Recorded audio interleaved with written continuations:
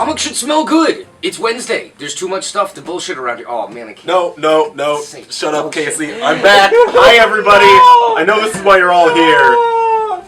The Legion of Morgan fans can rejoice because Morgan's here. I'm not going to talk this week, other than right now. Morgan's going to do all the work. Oh, God, so, I don't know what half these Morgan comics show. are. Morgan show. Okay. So, over here we have, I have Newt. I don't know what this is about. There's a guy on the cover. He looks like a kid. I think he has a robe or something on. There's a snake, a sweet knife. I don't know. There's a wizard. There's a wizard. That's cool. Michael Haig, Dark Horse Comics, #1. All fully painted.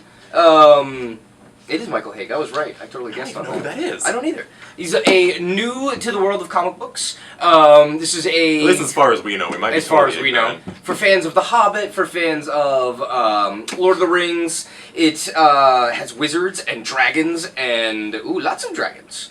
And fairies and... Really, really cool scenery. It's Yeah. just a generally beautiful book. Looks like he's kind of eschewing the traditional panels of a comic book for more of a sort of J.H. Williams framey type thing, taking the art to a high-class place, you know?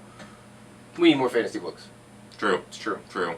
More fantasy books that aren't just D&D campaigns. No. Speaking of fantasy, holy crap, what's Hey, that? look. Another new series this week. This is the first issue of the third Kill Shakespeare miniseries, The Mask of Night, written by, I'm gonna feel really stupid, Connor McCreary, and There's two people. Anthony Del Cole, but drawn by Andy Belanger, and we love Andy Belanger. We want more metal comics. Yes! Oh my god, not nearly enough of his metal comics. But he's doing all the interior art. There's pirates, there's Shakespeare, there's pirates, There's Andy punching. Belanger, Yeah, it's very good. It's very cool. and multiple covers, because you love covers. That's right.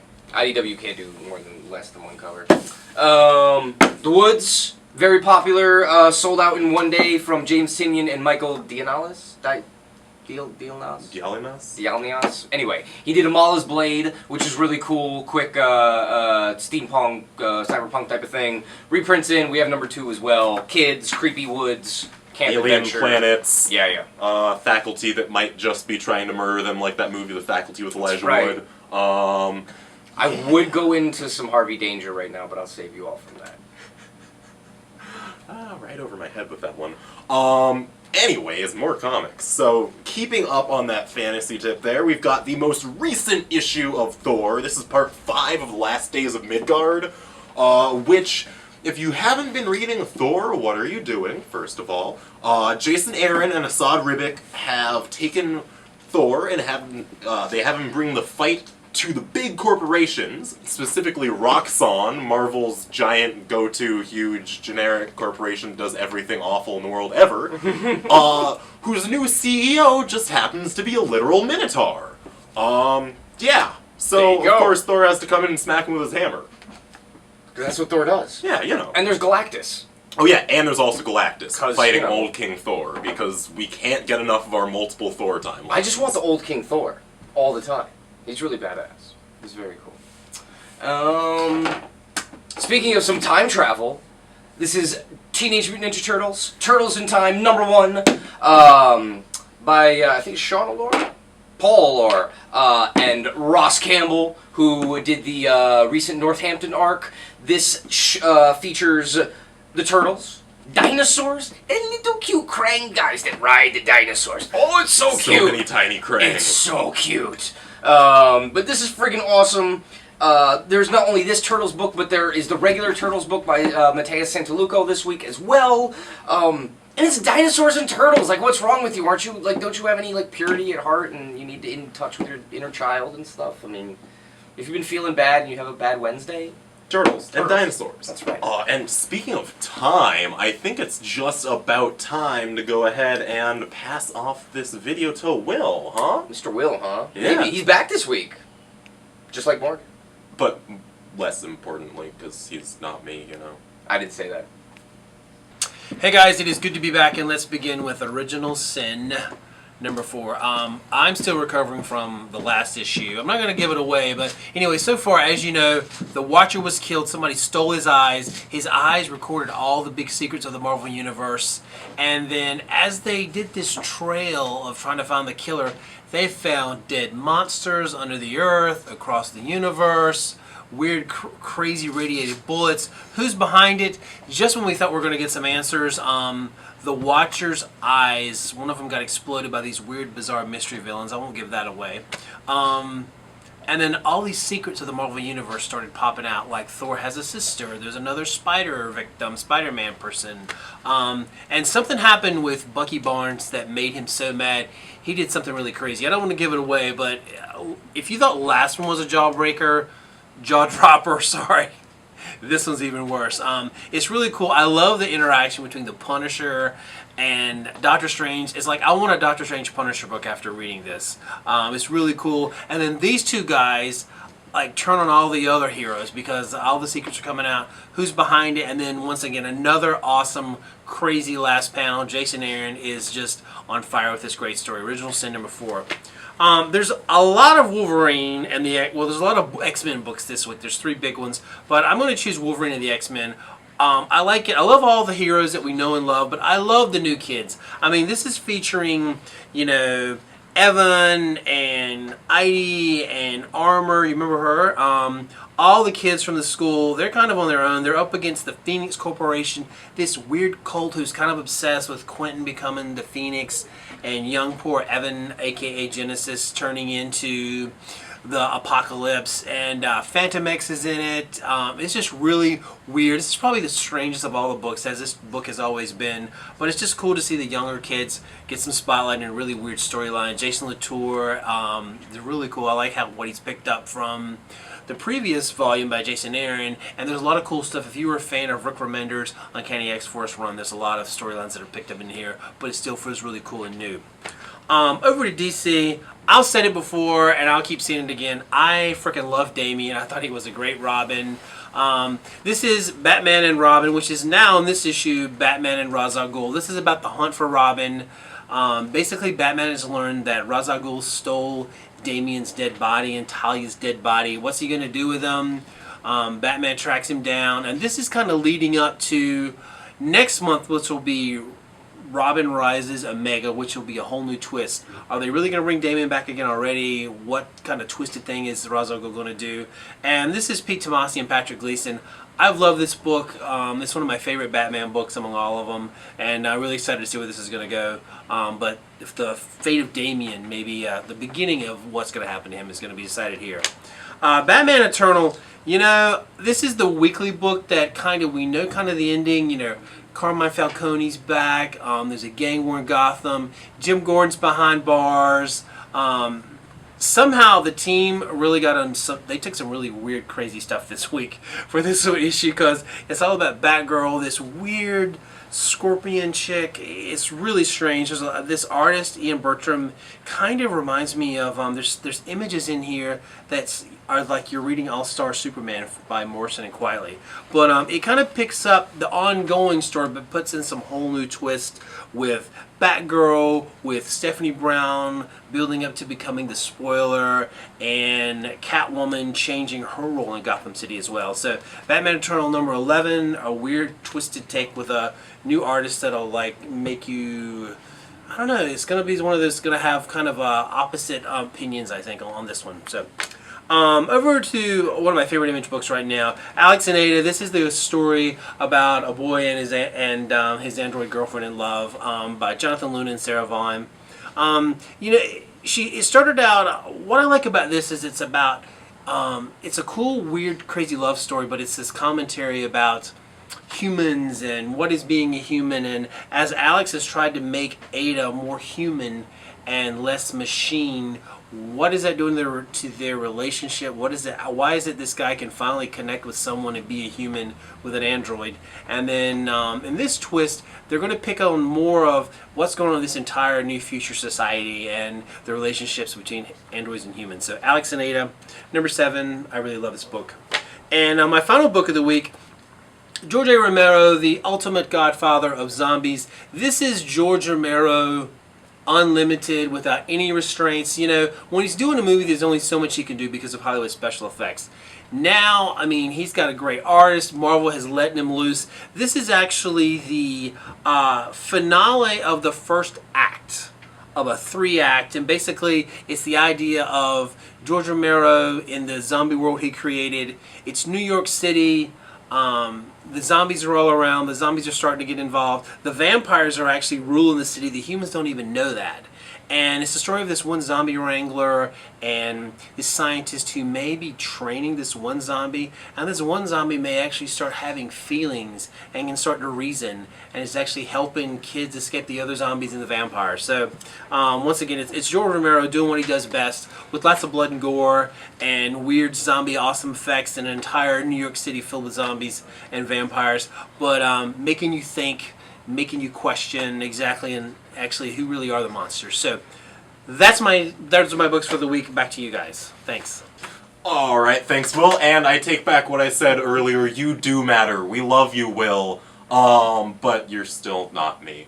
Speaking of things that aren't me, because they're comics and I'm not a comic book. Not yet. In case you're itching for some pre-52, this is some of the weirdest old DC stuff you would possibly hope to get.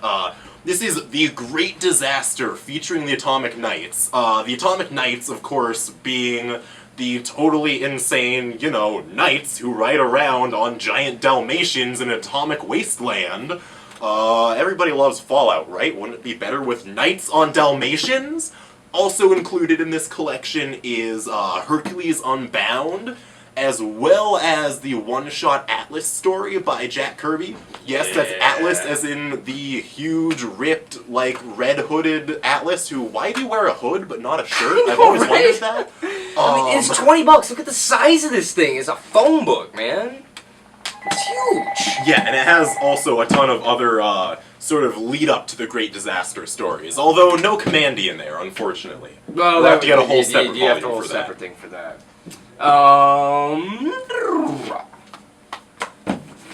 More recoloring of Paul Pope, bringing back some old comics that you might not know that Paul Pope even did. This is Escapo, the man of the tale of the greatest escape artist who could even escape death itself.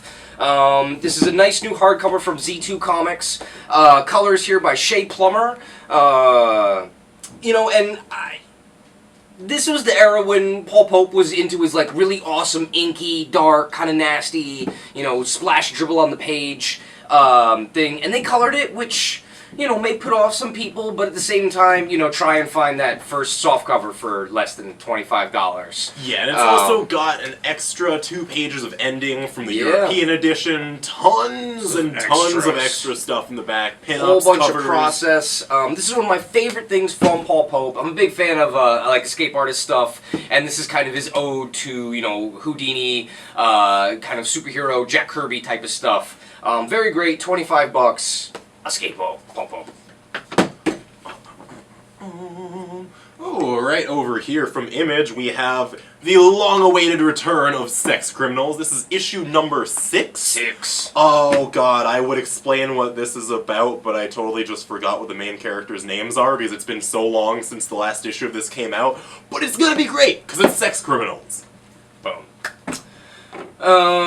And because we're all tired of hearing Morgan blabber about stuff already, we're gonna throw this to... I'm not at all. We're gonna throw this to Miss Anna, who hopefully has more intelligent things to say than this guy next to me. Back this week from a week of Hooky with my newest edition in the EC Comics collection, Bomb Run, and other war stories from the EC collection by John Severin.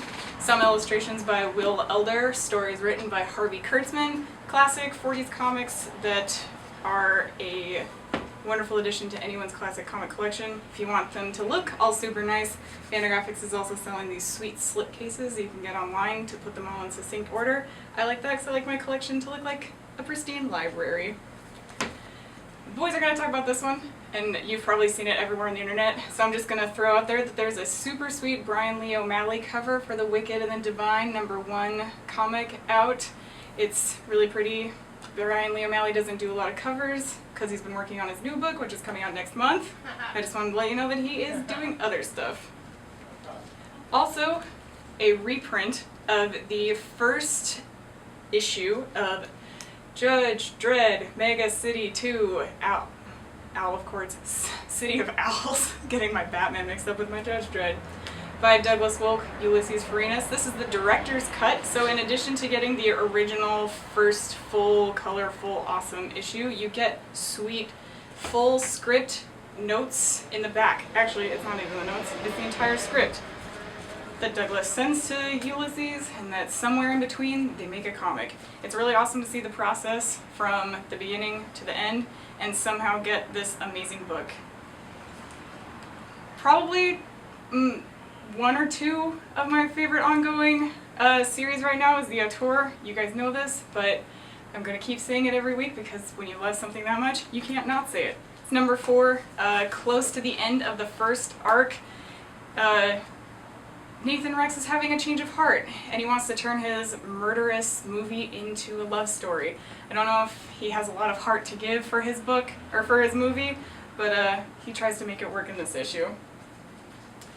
You guys know me, you know I'm a huge Star Trek fan. This is Harlan Ellison's The City of the Edge of Forever issue, or episode number 28 in the original series, the first, or the last season. I'm getting my Star Trek confused.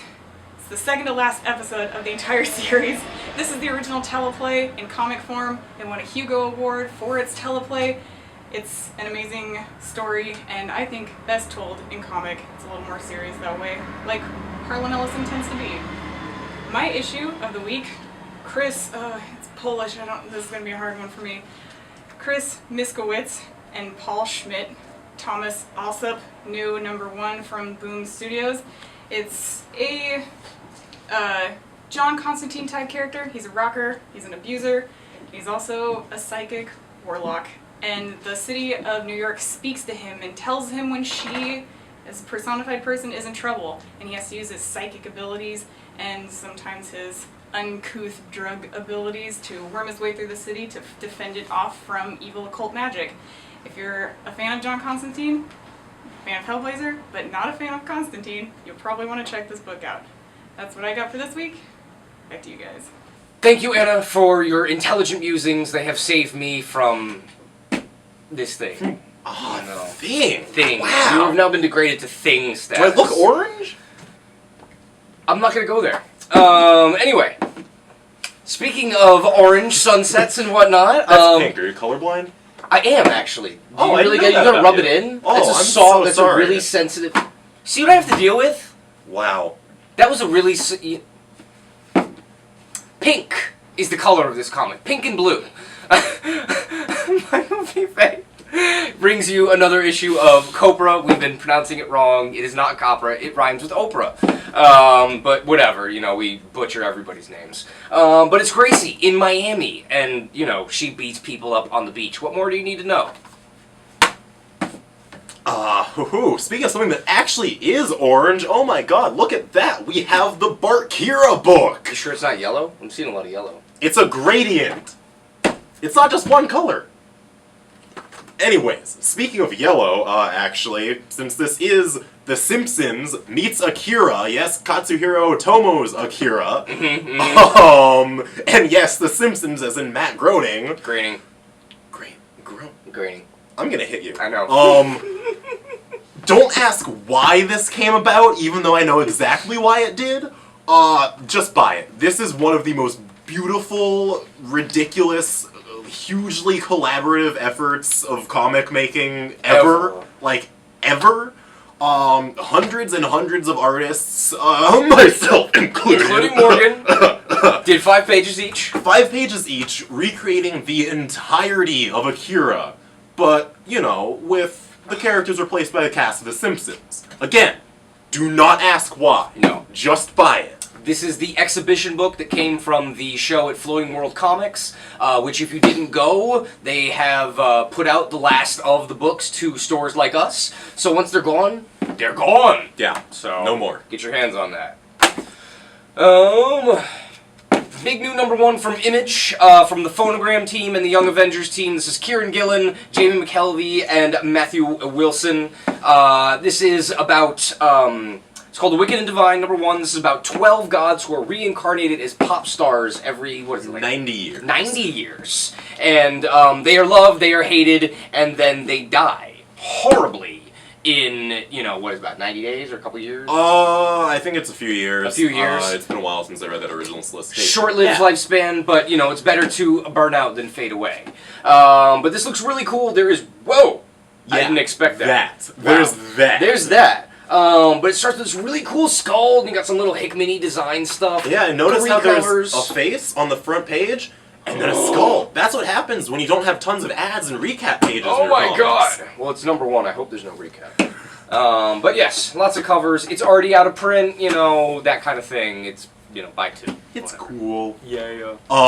And speaking of things that are ridiculously cool, our giant, hugely massive comic of the day, /week, /whatever, all time. This is Graphic Inc., the DC Comics work of Frank Quitely, who, he's Frank Quitely. I don't have to explain who he is. No. He draws the most simultaneously, weird and lumpy, but also beautiful things in the world. I got this nice on the back here. And this, it would seem like an art book, but it is not really. This actually collects sequential art that he did for DC from 97 or 96 up through now. It's got a bunch of his stuff from the Vertigo anthologies. It's got his issue of The Invisibles, which is awesome. Yeah, it's got Batman the Scottish Connection, which I didn't even know was a thing until right now, and it's amazing. And it's got the really cool Offspring tie-in that tied into Kingdom Come, and Offspring is Plastic Man's kid, who's even more of a screw-up than Plastic Man ever was, which... Yeah, not the absurdly mediocre band. No. No, not at all. And then this very unsettling cover, which we're just going to leave to your imagination. Yeah. So, $40, gigantic, huge, yes. But I think that was everything this week. I'm glad everybody was back, except for Morgan. I'm sorry that he's back. Again, I'm gonna hit you. I'm sorry for all of you. Thanks for, sticking through it.